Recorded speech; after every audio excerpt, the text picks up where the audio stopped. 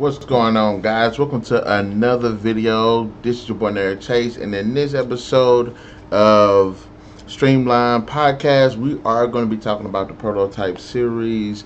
Not only on my impressions and thoughts about Prototype 1 and Prototype 2, but just going down the list with the characters, the gameplay, and and my thoughts and impressions on what I would like to see on Prototype 3, which is never going to be made. But I love coming up with these ideas for these videos, so I'm going to go ahead and just throw them all out to notes. So I'm going to be a little bit more concise with this video as well. You have to forgive me, I broke my glasses at work, so I look crazy. No, not really. Yeah, I do look crazy. But anyways, thanks guys for joining me. And without further ado, let's go ahead and get into this video. Now, Prototype came out in 2009, and it follows this superhuman guy named Alex Mercer, who ends up getting infected with this virus called the Blacklight virus that gives him shapeshifter abilities as well as other abilities such as super strength, speed, and the ability to consume other humans and other beings, basically. And the whole first game is him trying to figure out that's my phone. Figure out his past because he doesn't remember what happened. It's a great game. Then they came out in 2012 with a sequel, Prototype 2, which follows James Heller here as he seeks revenge on a now bad guy, supervillain Alex Mercer, and how he's uncovering Mercer's plot for the Blacklight virus as well as the world. Now, I've actually enjoyed both of these games. I think both of them had a lot to offer. The open world experiences were really good.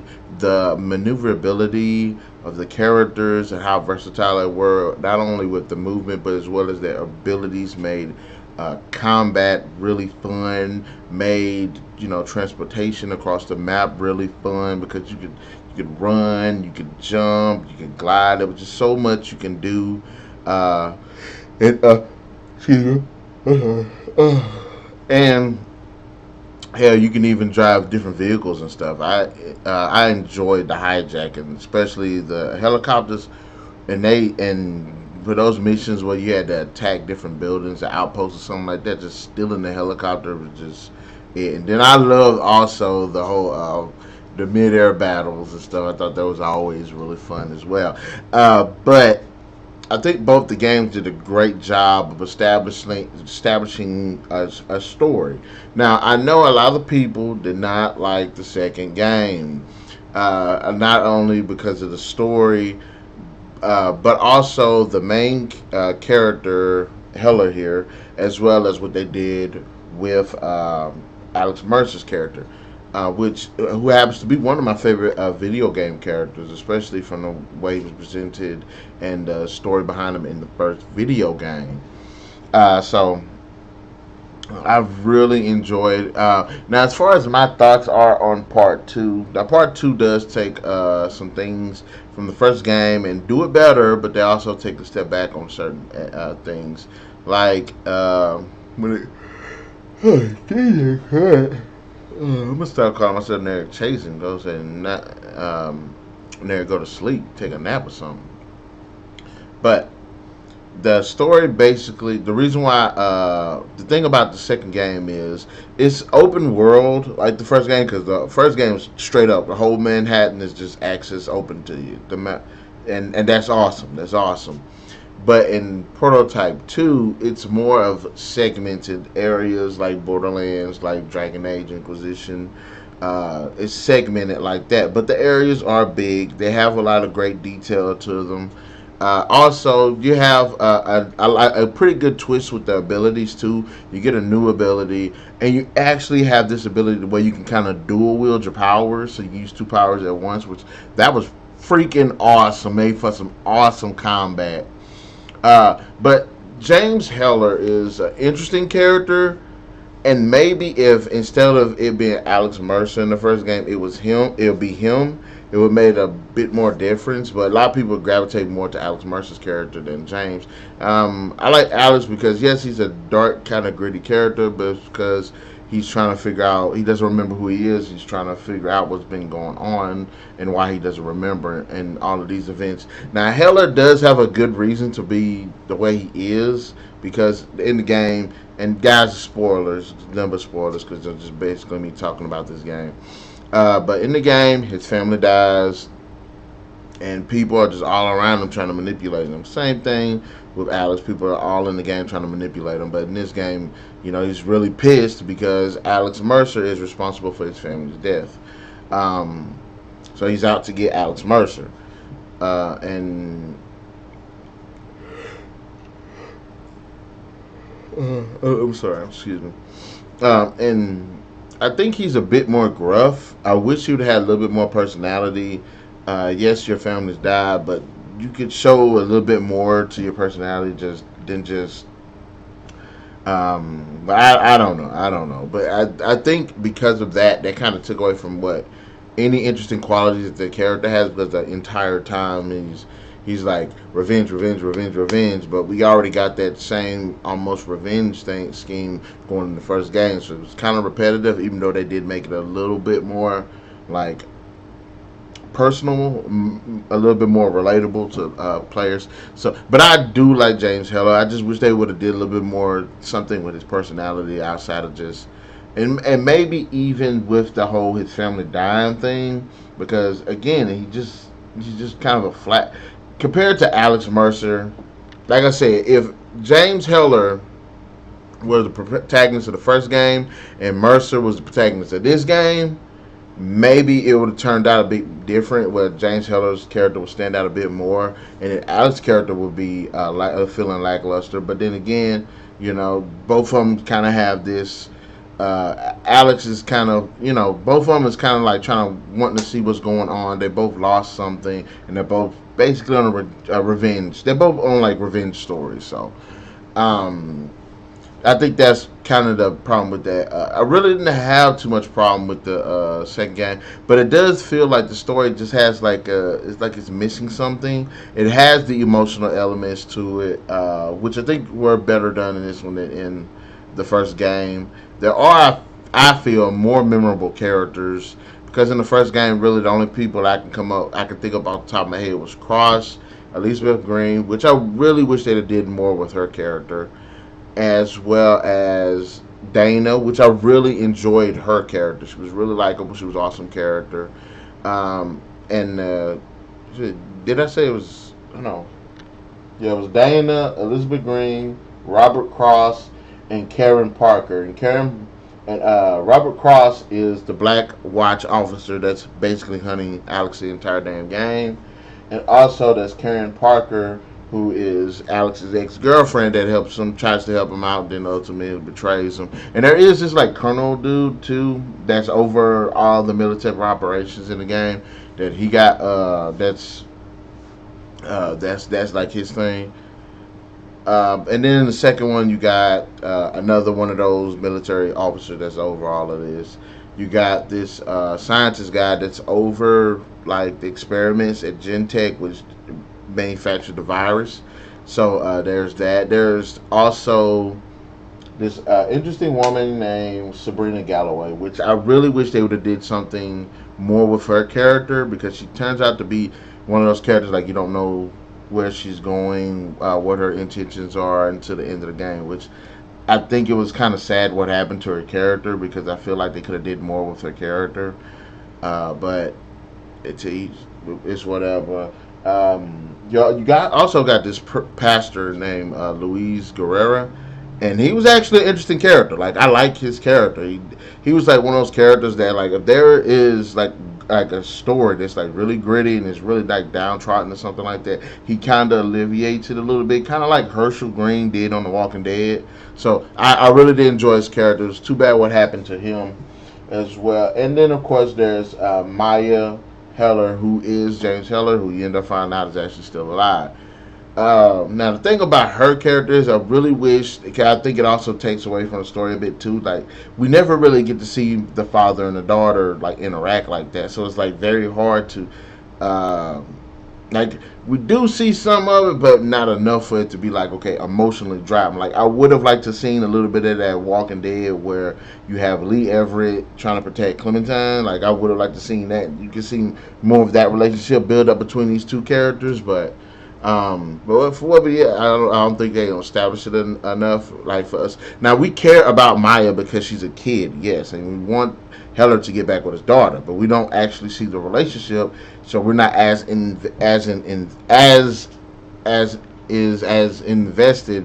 as we should have been because we don't really get that time with it. But there is that. Now, like I said, I really did enjoy both the games. I do feel like the first one was slightly a little bit better than the second one in terms of story, but as far as the gameplay is concerned, I will say that the refined mechanics are better in the second one. But if you really want a great experience of playing Prototype, check them both out. They're really good. Um, Now, the main factions in both of these games are pretty much it's pretty much three factions in these games. In the first game, there is the military and the Black Watch crew versus the infected versus basically Alex Mercer. So there's your three groups. You got the military, you got the infected, and you got Alex. And with Alex's ability, yes, he is a one-man army, literally. And then in this sequel as well, there is basically the military once again. There are the infected who are basically controlled by Alex Mercer, who's now a bad guy, I guess you can say. And then you got Heller, who again ends up picking up the one-man army title. So there is that great gameplay on both sides of the fence. Now, in terms of Alex, again, I did do the whole Alex versus James Heller. Okay, so well, never mind. Go ahead and skip on to the next point that I have.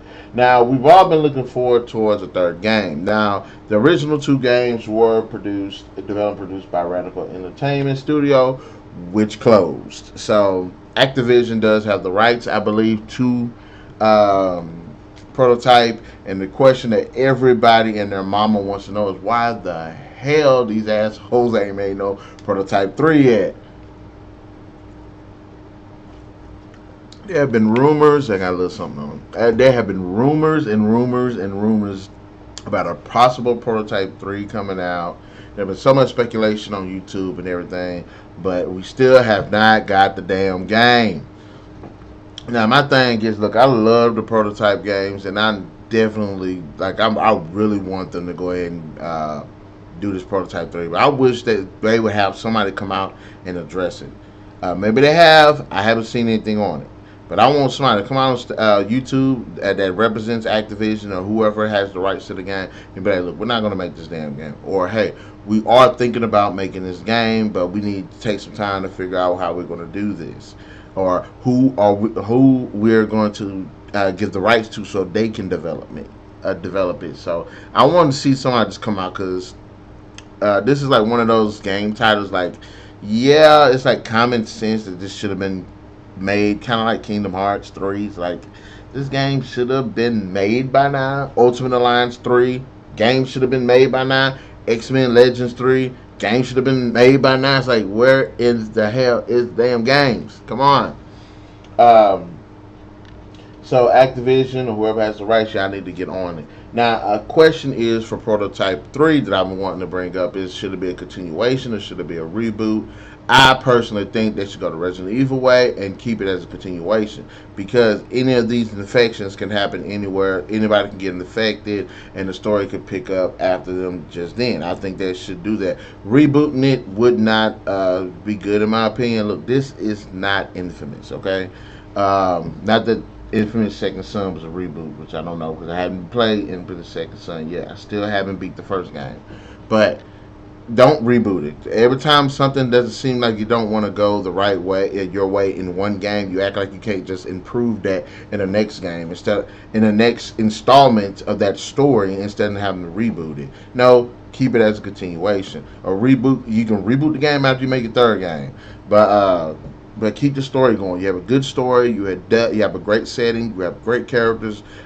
There's already been introduced into it. You do have enough open space to make a continuation for a third game. Not only that, but also you have the comic book series too. So you do have enough wiggle room to make a third installment. Um, now, should the third game feature James Heller and should Alex Mercer make a return? Me personally, like I said, I like Mercer more, but even though I do like Heller, my thing is if they're going to bring there's only a very few select ways you can bring Mercer back after he was killed in the second game, but this is the way I think they should do this. At the end of the second game, Heller ends up killing and absorbing Mercer. So basically, the only way I should, basically, the only way I could say he could get brought back is like since he got absorbed by Heller, then he's still actually alive and do like what Elizabeth Green did when she got injected with that virus, and when the virus had she spit it up and it became his own entity. They should kind of do the same thing with Mercer if they're going to bring his character back. Have him not actually been fully killed when Heller end up absorbing him. They should put it to where he actually still somewhat survived. Like there's like a piece of his conscience still there, and he does separate. Like that will actually make more of an interesting point. Also, there's been speculation that I read that they said that was not actually Mercer, it was someone a clone because they do have the ability to shapeshift and stuff like that. So they were saying it's potentially a doppelganger just walking around doing stupid shit. And it wasn't him. But I personally would like it. I personally would say, hey, yeah, Alex Mercer, basically do like Majin Buu from Dragon Ball Z, where Majin Buu actually spit up Fat Buu. So you know what I mean. Even though it's Zordon, I want them to do that. But if not, if they're gonna continue with James Heller, I don't want it to actually focus on James Heller's character. I would like to see his character play a supporting role while they introduce a new character. That's my thoughts on that. The location, at this point, I don't want it to be Manhattan, but it's a very select few cities that are on isolated that I could think of right off the bat. They're like isolated like that. So. But you can pick any other city. There are a ton of other cities they can pick from. And the next game I want it to be more choice and consequence based with like the factions and stuff. I think you should be able to work with the Blacklight and be on their side, or you can work with the infected, be on their side, or you can just be a loner again, and stop making the both sides be so just black and white. Like I wanted to see like a little bit of gray. There are benefits to your character if you join the infected, like you possibly control infected or something like that. There are benefits with the Black Watch, like you possibly call in strike teams and stuff like that. I think that would make for a very interesting dynamic, and in certain you get access to certain abilities if you join those factions. Also, another thing I would like to see is if you can't focus on one character, bring two characters into it. And have each one have different fighting techniques, but also have their own branching skill trees. I think that'd be an awesome ass idea as well. And also, I want to see new abilities, but that kind of goes with the whole character. Which character? If you have two characters, they have two different abilities. But if you have one character, yes, I would like to see the traditional prototype abilities, but I want to see some new ones as well. So those are just a few thoughts that I had about the whole Prototype series, as well as Prototype 3. Activision, or whoever owns the rights, get it in gear. at least get on record and say, hey, we have the rights. We don't know what we're going to do yet. Hey, we got the rights. We haven't figured out who's going to develop this game. Hey, we got the rights. We're not doing anything with it. Go ahead and just let everybody know. And guys, in the comment section below, let me know what your thoughts here are on the prototype series, as well as potential sequel for a third installment. Be sure to hit that like, share, subscribe, and that notification button to get the best of what we got on this channel. And remember, guys, Thursdays we do put up videos. We're going to try to sprinkle it throughout the week, but Thursday, stay tuned because we do put out videos. Till next video, guys. Catch you later.